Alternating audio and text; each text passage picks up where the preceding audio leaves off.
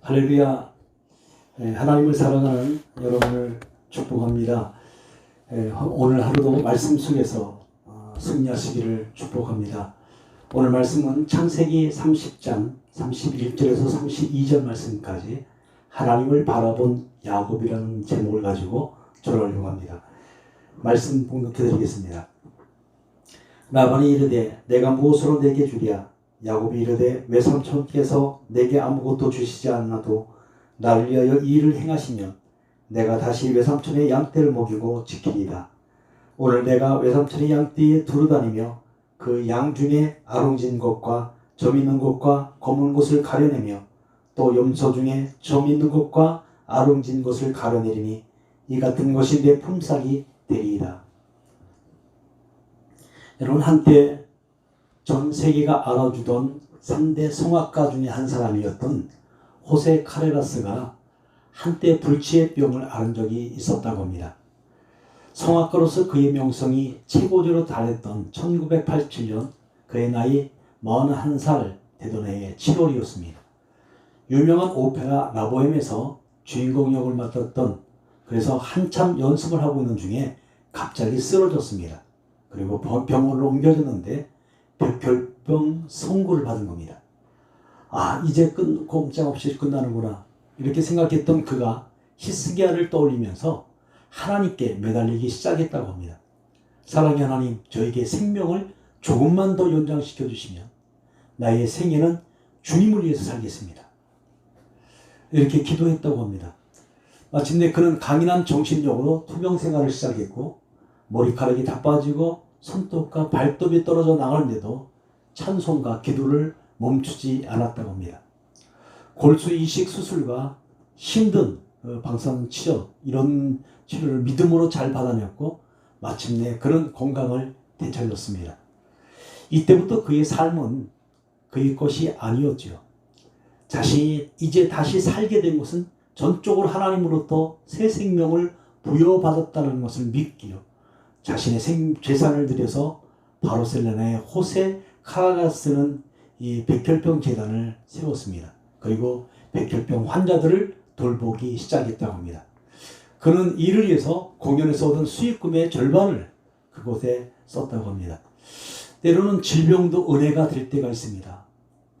백혈병과의 싸움을 통해 나보다 남을 생각할 줄 아는 사람이 되었습니다.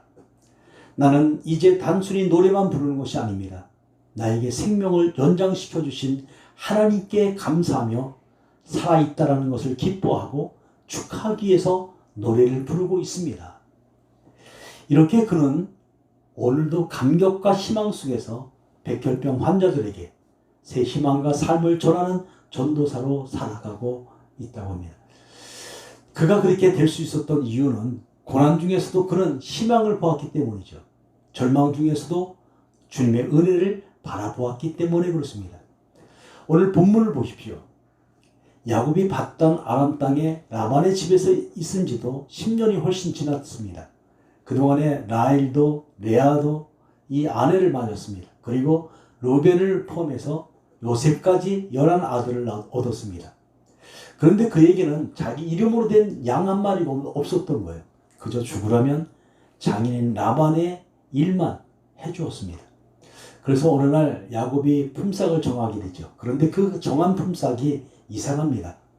32절, 오늘 내가 외삼촌의 양떼에 두루다니며 그 양 중에 아롱진 것과 점 있는 것과 검은 것을 가려내며 또 염소 중에 점 있는 것과 아롱진 것을 가려내리니 이 같은 것이 내 품삯이 되리이다. 앞으로 태어날 양 중에 정상적인 양이 태어나면 삼촌 라반의 것이요, 점 있는 것이 태어나면 자기의 품삯으로 받겠다는 겁니다. 그런데 상식적으로 생각을 해봐도 하얀 양이 얼룩덜룩한 이 점 있는 것을 낳는다는 건 쉽지 않아 보입니다. 여기서 사실 야곱은 하나님을 바라봤죠. 별로 가능성이 없는 것을 말하면서 하나님의 도우심을 바라보았다는 겁니다. 야곱은 언제나 창세기 28장에 나타난 하나님을 잊지 않았지요.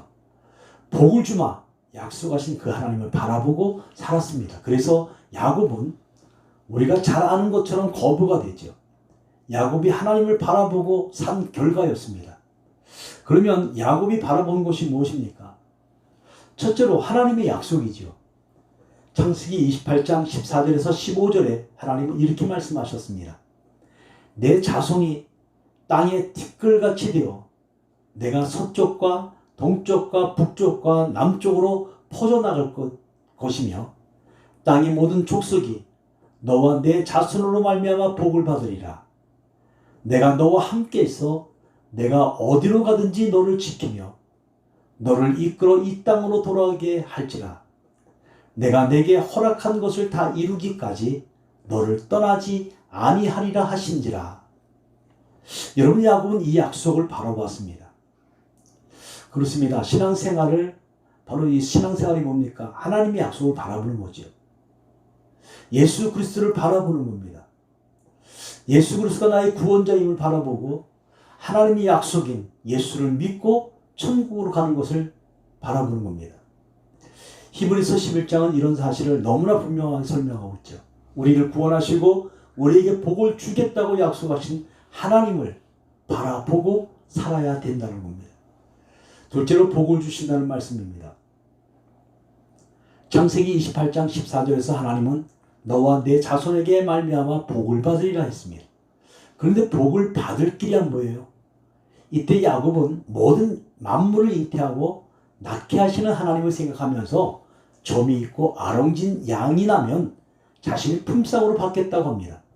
상식적으로는 불가능해 보이지만 복을 주시겠다고 약속하신 하나님을 믿었다는 겁니다. 세 번째로 복을 바라보며 행동을 하죠. 창세기 30장 37에서 39절에 보면 야곱이 버드나무와 살구나무와 신풍나무의 푸른 가지를 가져다가 그것들의 껍질을 벗겨 흰 무늬를 내고 그 껍질 벗긴 가지를 양떼가 와서 먹는 개천의 물 구유에 세워 양떼를 향하게 하며 그 떼가 물을 먹으러 올 때에 새끼를 베니 가지 앞에서 새끼를 뱀으로 얼룩얼룩한 것과 점이 있고 아롱진 것을 낳은지라. 이렇게 말씀했습니다. 많은 주석가들은 이것이 그 당시 행했던 민간요법 같은 것이라고 얘기를 하죠. 그러니까 자신이 할 수 있는 일을 하는 거죠. 그런데 그렇게 행동하는 이면에 하나님을 바라보고 믿음으로 행하였다는 겁니다. 여러분, 야곱은 하나님을 바라보고 누워있는 것이 아니라 기도하면서 자기 자신이 할 수 있는 일을 했습니다. 이것이 중요하죠. 하나님을 바라보며 내가 할 일을 해야 합니다. 그것이 축복의 씨앗이 되겠죠. 사랑하는 여러분, 우리도 야곱처럼 하나님을 바라보며 살 수 있길 바랍니다. 약속을 믿고 말씀을 믿고 믿음으로 행하면서 살 수 있길 바랍니다.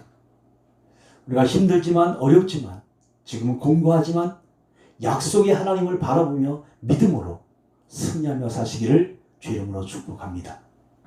기도하겠습니다. 자비로우신 아버지, 오늘도 하나님의 백성들에게 약속하시고 그 약속을 붙들며 살아갈 수 있도록 은혜 주시니 감사합니다. 현재는 보이는 것 같지 않지만, 현재는 하나님 이루어지지 않을 것 같지만, 그러나 오늘 약속의 백성들에게 약속을 해주셨고 그 믿음으로 나아가는 저들에게 함께 하시는 하나님의 은혜가 있게 하여 주시옵소서. 특별히 이제 과거 야곱에게 하셨던 그 약속이 오늘 우리에게도 전능하신 하나님, 모세를 통하여서 하나님의 뜻 가운데 도구로 사용하신 놀라운 은혜를 오늘도 말씀을 통해서 깨닫고 우리도 이 땅에서 믿음으로 하나님의 뜻을 바라보며 나갈 수 있는 은혜를 허락하여 주시옵소서. 오늘 하루도 우리의 삶 속에 하나님의 뜻이 무엇인지 분별하며 믿음의 선한 싸움을 싸우기에 부족함이 없도록 은혜 베풀어 주시옵소서. 우리를 사랑하시는 예수 그리스도 이름으로 기도드리옵나이다. 고단한 인생길 힘겨운 오늘도 예수 내 마음 아시네. 지나간 아픔도 마주할 세상도 예수 내 마음 아시네. 고단한 인생길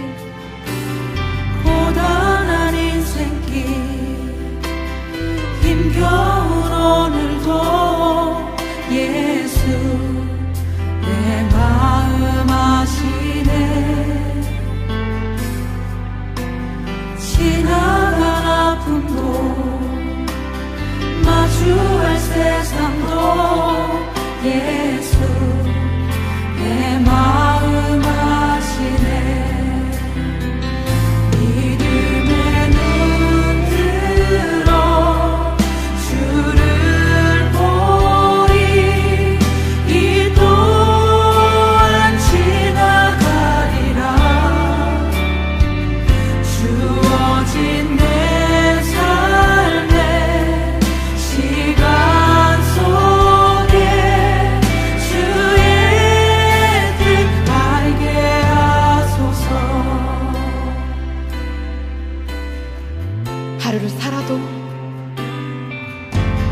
하루를 살아도